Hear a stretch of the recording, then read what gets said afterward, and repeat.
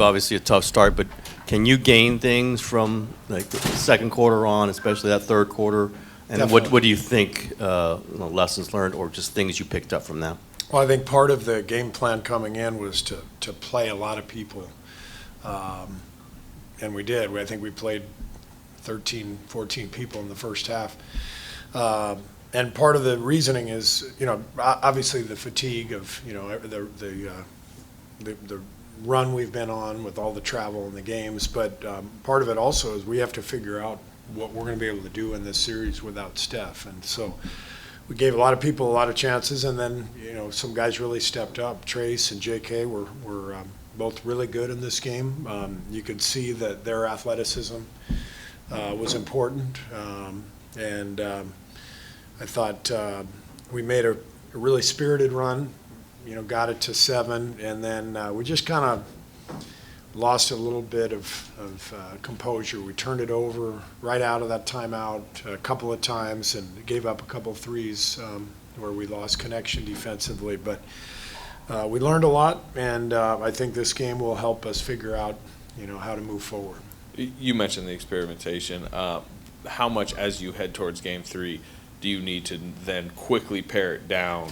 And how much of what you saw tonight, particularly from Trace and Kaminga, makes you believe that they have to be heavy? Yeah, I mean, those guys really performed well and showed why they can help us win this series. So they're going to be part of it for sure. We've got to figure out rotations, who we want to start, all that stuff. But both guys are going to play a role.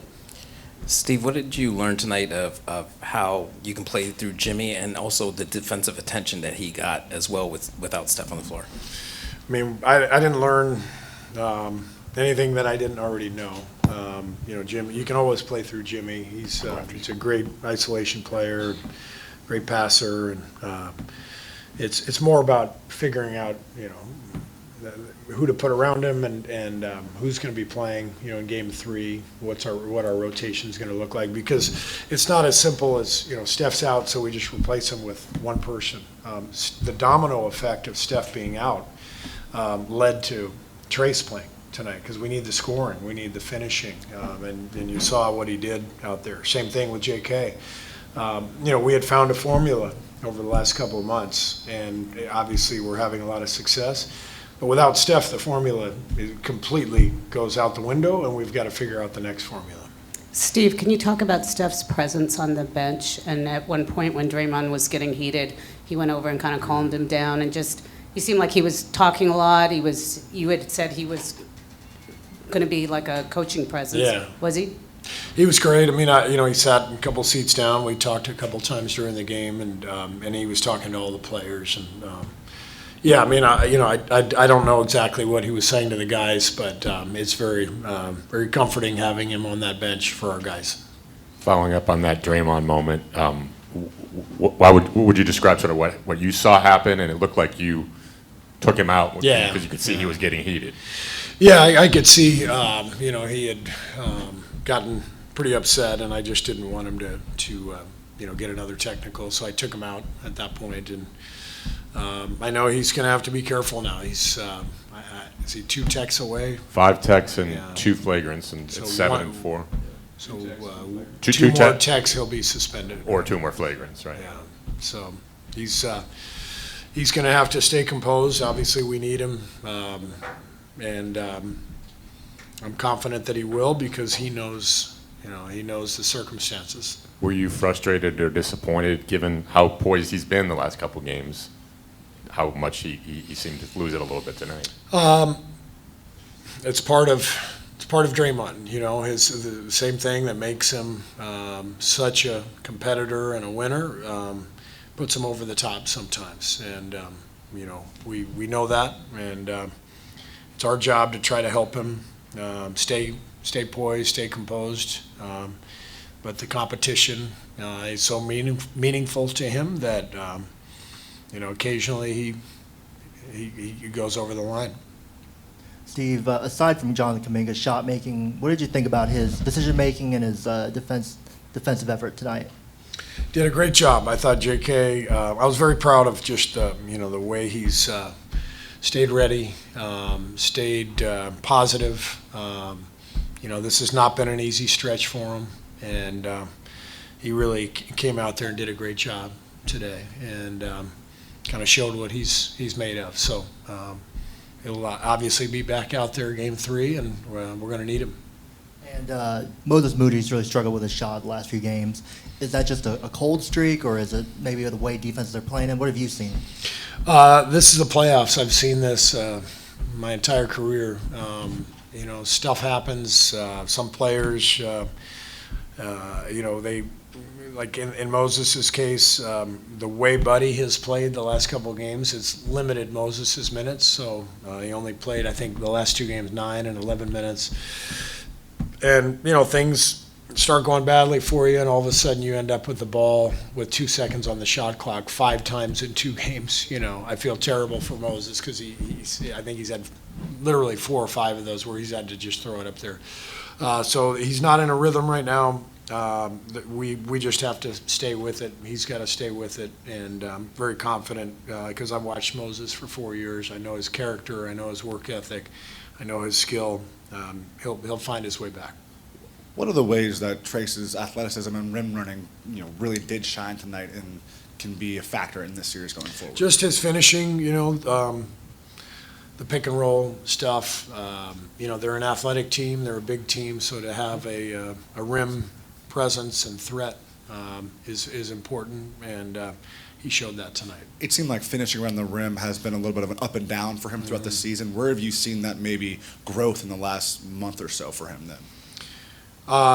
He's hardly played, frankly, the last month. But this is what makes the playoffs so strange. And it's the same way every year. Matchups dictate so much. Injuries dictate so much. Both Trace and JK have kind of been out of the loop, the last month or so. But all of a sudden, with Steph's injury, with the opponent that we're playing against, they're back in the forefront. So both of them, we provide the athleticism and the finishing that we're going to need against this team. One more Draymond question. It seemed like the play that sparked that was when Reed fouled him and he kind of, reached up, obviously. That looked similar to some other plays, the one in Houston. Is that, he's up, Travis trying to sell the foul, or do you have to? It's just a habit he has. When somebody fouls him, he's smart. So I think it was Reed reached, and on the reach, Draymond kind of swiped through and drew the foul. Right. But he does have a habit of sort of flailing his arm to try to make sure the ref sees it, and he made contact, and that's what led to the tech. I guess just all things considered, with where you guys are at, obviously Steph's injury, but going back 1-1, just how do you feel going back to San Francisco? Well, it's a hell of a trip, to come in here and split the first 2, coming off of a 7-game series, winning Game 7 on the road, and then starting this series 48 hours later. We couldn't ask for much more. This was very predictable how Minnesota would come out tonight, and sure enough, it was like 13-0 before we could blink. They came out with incredible defensive intensity.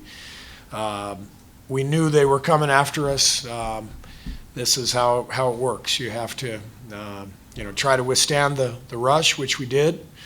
Cut it to 7 in the second half, had our chances, but it wasn't meant to be. Minnesota played a great game. It's their game tonight, so we have to respond. What are the challenges in this series for Podziemski, and what more do you need from them?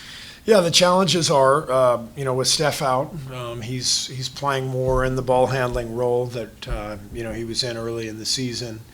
And we've talked about it. He's at his best when he can kind of play off the second side, play as a secondary ball handler.